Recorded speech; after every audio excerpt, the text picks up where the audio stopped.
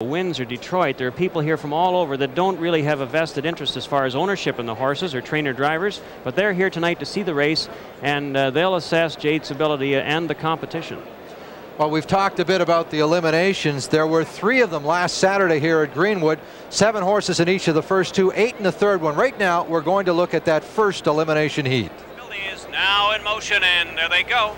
First elimination, North American First Cup elimination, 4. Steve, was a bit of a circus, to say the least. There were only 7 starters. 3 of them broke stride, and another one, I believe, choked. As they leave the gate here, the Storm Prince horse on the rail didn't look good gated. He made a break here and scattered them, took himself out of the race, and caused quite a bit of confusion behind him. 3 of them did manage to get around him clearly, and he gets out of the road. Now, the 4th horse at this point, with the white chaparral that's just avoiding him now, is Marvel. And now the front horses start to slow down and take a breather here, and Buddy Gilmore, I don't think, realized how fast he was catching up with them. And at the same time, Tommy Houghton did, and he moved from 5th, forcing Marvel to be boxed in right here. Now watch it carefully. The close-up will show that Marvel's mouth is wide open. See it right there? And it tucks his head so bad, Steve, that it shut off his wind. At this point, he's in real trouble. Buddy's tapping him with the whip. There's no response, and now he knows that the horse is out of oxygen, and he starts to lose ground badly, pulls him up on the backstretch. Frequently when this happens, the horse will fall down. At the half, Set the Trap, the Ohio horse rushed up to get the lead, and really, based on the trip he got, he should have hung on to win it. That's devilish felon. Marvel must have choked past the stand here. He's pulled up now on their way to the 3/4 mile mark.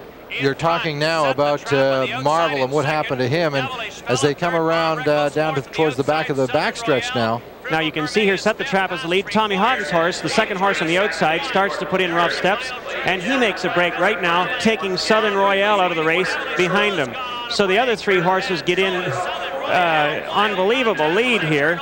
And Frugal Gourmet is a trip horse, and he got the trip. Look at him, he's pulling a ton, and when Trevor Ritchie turns him loose, does he ever fly by them? They've got a 16th to go here right now, and he just brushes by them. He's pacing very fast.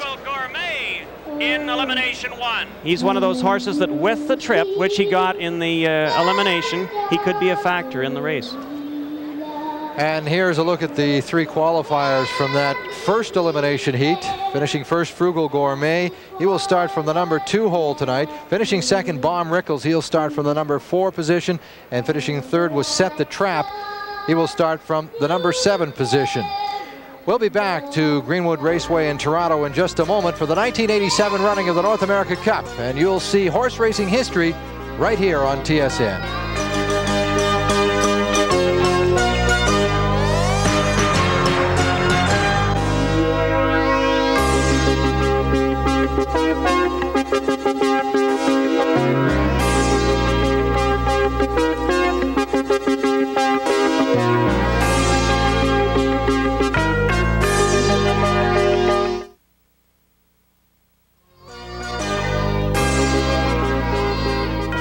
Well, we're back at Greenwood Raceway in Toronto, where we're just a few moments away from the 1987 running of the North America Cup.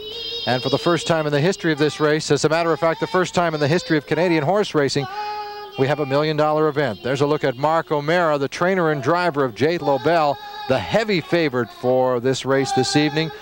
And Earl, you've got to believe that right now Mark O'Mara feels pretty comfortable, because although there's been a lot of criticism about the fact that maybe he should step aside and let somebody else drive this horse, Jate Lobell seems to respond to Mark O'Mara. Well, I don't agree with the criticism either, Steve. Mark O'Mara is a great horseman, even though he is only 30 years old, and his father was a top horseman before him too.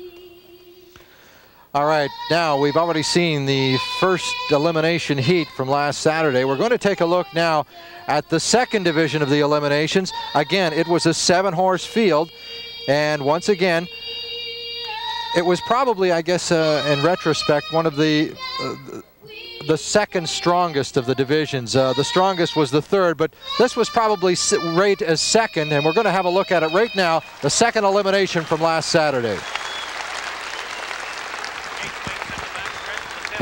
Log is one of the gray horse, of course, and he's one of those horses that's so smart that he sometimes outsmarts himself. And he was acting up in the post-parade and before the race, Steve. Bill O'Donnell was a little cautious and backed him off the gate. Rare Review took on all challengers early. He was challenged early, and he didn't let the challenger go. He let them know that he was staying on the lead no matter what happened. Manilow Hanover comes up on the outside here to go for the lead, but Rare Review keeps him out there. And another horse comes to move, but he takes him on too and gives him room. And at this point in harness racing jargon, you'd say that Rare Review had them nicely lined up. Now, we can't see it in the picture, but Log starts to move from the backfield. And he's coming up very quickly now on the outside, and just as he does, Cullen Hanover comes out with with Burning Chance, and he ends up 3 wide. Rather than take a hold of him and back him off behind those horses, he ends up 3 wide, and he has to go at least an extra 35 feet around this turn alone compared to the leader, Rare Review. So that's an important thing to remember, Steve, when they get to the stretch and you see the margin of finish. People were talking about the fact that some horse has to make Jate Lobell work early on. It looks to me as if Log might have enough to make Jate Lobell work early and still have enough to come back at him again. Well, he might, but I don't think he's going to get the chance to force him early because, unfortunately, tonight he has the 9 post. But you can see here, Rare Review, Log is still parked on the outside and staying right with him. Around the turn here, Log kind of eases himself up and doesn't keep up. At the same time, Rare Review accelerates and gets as much daylight or as much ground or lengths between him and the rest of the field as he can. And it's, 5 lengths at this point. Now Log realized the race isn't over. He starts to come back on. Now watch the margin of finish. Rare Review still has about 3 lengths here, but Log is coming extremely fast. And at the wire, he's only back half a length. And as you said, it was the second strongest of the eliminations, and it went the second. And there's the qualifiers. Trip. Rare Review first, Log second, DT Slipper third. That set the stage for the 3rd and final elimination, and that's the one everybody came to see. Gate swings into the backstretch for the 7th race. And in this race, Mark O'Mara shows his great skill as a horseman. He knew they were going for $1 million tonight, so he had to keep this horse mannered. Jate Lobell is really pulling and up in the rigging on the gate, and he backs him off. He has post 3 here, and he backs him off to 6th. Early in the race, gets the horse relaxed, teaches him manners, that he's got to reserve his speed for when he needs it toward the end of the race. You can see at this point, he is now 6th, and looks like he might tuck in on the rail. Now he changes his mind and decides he'll just keep on coming in case he gets into heavy traffic. Perfect Morning has the lead here at the quarter. I think the thing that impressed me about Mark O'Mara, especially in this elimination, is that he never really got worried. Never got worried, but watch the quick speed of Jate. Now he puts the accelerator down, and here's Jate. Just brushing, just going by them so fast, and you have to keep in mind they're going faster than the track record speed. Has 2-length lead suddenly, and Stage Door Stevie is 2nd. Perfect Morning is 3rd. Now from this point on, Mark O'Mara's strategy is he's doing the hard work. He's cutting the wind, so he's going to make Stage Door Stevie do the same thing. He didn't let him get too close to him, and when they went down the backstretch, he stepped up the pace here, so Stage Door Stevie had to cut his own mile, and correspondingly he strung them out, so Perfect Morning was also breaking his own wind. Seeing him blow by there, maybe that's why he wasn't too worried. I mean, Jate Lobell made it look as if the others had stopped for a coffee. And you can see, if you look carefully, you can see Jate Lobell takes about 2 strides to every 3 strides of Stage Door Stevie and the rest of the field. 124 and 2 to the 3/4, and he comes home in 29 and 4. Now Stage Door Stevie does close 3 lengths, but you can see that Mark O'Mara isn't asking his horse either. Watch this, he just sits on him, keeps him under wraps, the horse is relaxed, no sign of the whip, no sign of urging at all. Perfect Morning comes to the outside. Jate Lobell under wraps, Stage Door Stevie bearing down. Now he waves the whip just so he can hear it, but he's never in doubt, just lays it on his tail. Horse is a comfortable winner. 54 and 1, breaking the track record for 3-year-old. So a track record qualification for Jate Lobell. In that elimination, he's 1st, Stage Door Stevie 2nd, Perfect Morning 3rd. You'll see them all again in the North America Cup final just a few moments from now. And we're ready for the post parade. It's, I guess it's all over but the race itself. It's a matter of the horses going out and proving, Jate Lobell proving that he is the best, or one of the others proving that Jate Lobell can be beaten. Well, he is a horse, and it's a horse race, so he can be beaten, but at this point he looks like a cinch, and he's 2-5 in the wagering right now, Steve. The fans are behind him.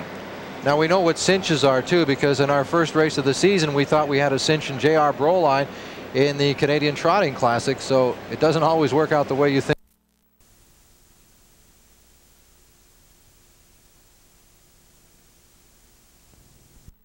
Everybody has come to see tonight. It's obviously the one everybody is betting on too. Post-parade begins, Earl. Well, a 3-year-old colt, as the whole field are 3 years of age. This colt by No Nukes from the first crop of the great speed horse No Nukes. And from the Canadian-bred mare J.R. Amy by Blaze Pick. Blaze Pick was the first horse to pace a 2-minute mile over Mohawk Raceway. Owned now by Joe McCluskey, who bought him as a yearling from Battle Creek, Michigan. And Kentuckiana Farms bought a 1/4 interest in the horse based on a total value of $12 million this winter. Kentuckiana Farms, owned by Tom and Betty Crouch of Lexington, Kentucky. Mark O'Mara, the trainer-driver, he has won 15 of 15 as a 2-year-old, 6 of 7 so far this year. Jate Lobell, obviously, and all we've seen this week, as we've had a few chances to look at him from the elimination on through to today. Mark O'Mara says it's a horse that thrives on work, and he worked him steadily throughout the week. And they just mentioned briefly there, Steve, that the horse leading the post parade is staff director who won the North American Cup 2 years ago. Here's the number 2 horse, Frugal Gourmet, a French chef colt owned by the excellent stable of Toronto. Has light on earnings compared to Jate Lobell. He's won $33,000 this year. He's from a Bye Bye Bird mare, as was Amity Chef, the horse who was a very close second last year in the North America Cup. Blair Bird just trains Frugal Gourmet. He trained Amity Chef. Trevor Ritchie drives him. He drove the horse that beat Amity Chef. Quite a sensation.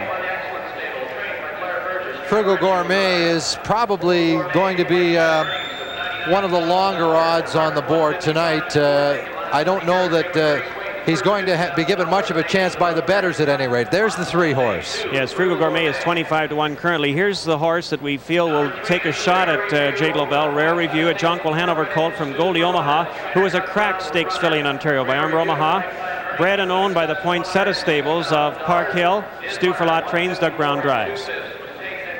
Rare Review, of course, established himself a track and personal record just recently here, as we mentioned earlier in the show. This is the Windy City winner, Baum Rickles, and No Nukes like Jate Lobell, and owned by the Hay Fever Farm of Clifton Park and Animal Acres of New York, New York. And Neil Shapiro, who was formerly captain of the U.S. equestrian team, is his trainer-driver. He's won in 156-2 on Maywood's half-mile track, so he won't mind the sharp turns here at Greenwood. And he has $126,000 in the bank so far in 87. Now, if namesakes mean anything, this is a horse that I've got to like. Stage Door Stevie by Merger, and of course Merger was a Canadian-owned horse who won the Little Brown Jug, and from a mare who won $200,000 20 years ago, and this is the first good horse she's produced, owned by Dr. George D. Halpin of Pompano Beach, Florida. George Hale trains, and Buddy Gilmore will be driving tonight. And now the 6 horse, DT Slipper. DT Slipper, a real outsider, a General Star colt from Mamie's Nader by Armbro Nader, owned by Isabel Vartanian of Stony Creek and Bob Kennedy of Cookstown. Mr. Kennedy, formerly an electrical contractor in the Toronto area. Jim Whalen trains and drives. The 7 horse in this evening's North America Cup, Set the Trap. Set the Trap, the great Set the Style colt from Ohio, who won there last year in 155 and 2/5 as a 2-year-old at Scioto Downs, owned by John Quagleta of Kirkland, Ohio, and Frank Regal Buto of Pepper Pike, Ohio. That's Gary Martin, the trainer. Don O'Dwyer will drive Set the Trap. Scoring 8th in the North America Cup will be another of the Canadian entries, Perfect Morning. Well, I felt Perfect Morning had a shot in this race, and I still hope he gets money, but from the outside 8 post, he's got his work cut out for him. Owned by Lloyd Smith of Don Mills and Clive Raymond of Toronto. Peter Smith, Lloyd Smith's son, is the trainer. Steve Condren, his driver. He has a difficult post, but this is a very tough, strong, big colt. And coming out of the back row will be maybe the most interesting horse in the race, Log, who ran a ton last week. Well, he did run a race, a big race, and he's behaving better tonight. Last week he pulled a 180 right in the post parade. He's a gray colt by Abercrombie, and Abercrombie won the forerunner of the North America Cup, the Queen City Stakes, the year it was raced at Mohawk Raceway during Grand Circuit event. And Albert Adams of Nicholasville, Kentucky, who is the main man at Almahurst Farm, bred the colt. He has partners now, Earl and Geraldine Lavania. Richard Farrington trains, and Bill Magic O'Donnell is the driver. So that's the field for the 1987 running of the North America Cup. And if there's one thing we've learned in horse racing over the years, it's that nothing is for certain. There are some good horses in this field. They wouldn't be here if they weren't, as we look at Jate Lobell one more time.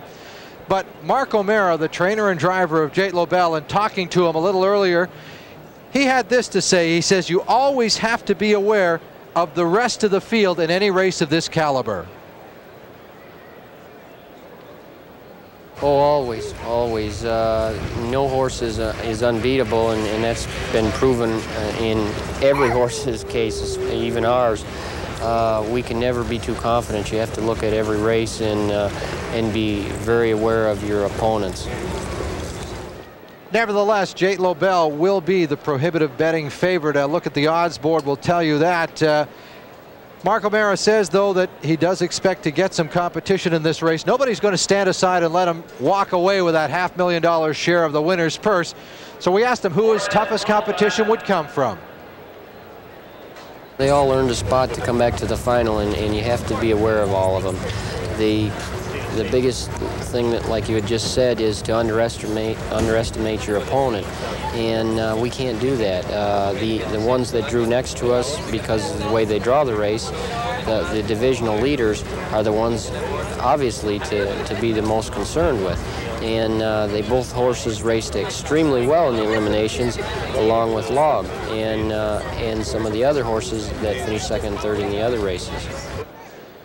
Of the Canadian horses entered in this event, and there are 4 of them, perhaps the most impressive and the one to keep an eye on as we look at Rare Review right now is that horse you see on your screen. Rare Review is kind of a late bloomer, and we were talking to Stu Furlot, the trainer. Doug Brown is the driver. And Stu Furlot said that this really wasn't a position he expected to be in with this particular horse at this time. No, it's not. But I'll tell you, it is a great tribute to the breeders in Ontario to have a horse that is totally bred in Ontario by Jonquil and out of the Omaha mare, showing up in a world-class race like this. And I'd have to say he's probably a contender here tonight, and I'm hoping for the best anyway. And as we look at Rare Review again, we should mention here, Earl, I guess, that Stu Furlot was kind of stirring the pot up a bit this week. He doesn't seem to be as afraid of Jate Lobell as you might expect. Well, I'm not surprised because Stu Furlot has trained a lot of great horses. He developed Ralph Hanover and raced him through the Triple Crown, which he won, the Little Brown Jug. And he knows when he's got stock in the barn. And this horse is a bit undersized as a 2-year-old, still won $60,000 right here locally. And he's peaked him for this race, and he knows how to do that. Now we're looking at Log, and this is another horse that we'll have to keep an eye on. He's kind of an unpredictable horse. In fact, he is very unpredictable. Really, in talking to Bill O'Donnell, who will drive him in this race, he says you just have to wait and see what kind of a mood he's in on any given night. No, but there's not much you can do with a horse like him. He's hard to operate and hard to guide, and a difficult horse to handle at this stage. And he did the same thing last year. We went to Free State racing the first time, and he didn't act very good, in the post parades and everything. And he didn't race that well either. But tonight, once he gets used to the track and what he's supposed to do, he should be pretty good then for the final. Another horse that many people are giving serious consideration to is Stage Door Stevie, the 5 horse in this race. Buddy Gilmore will drive him, and it seems that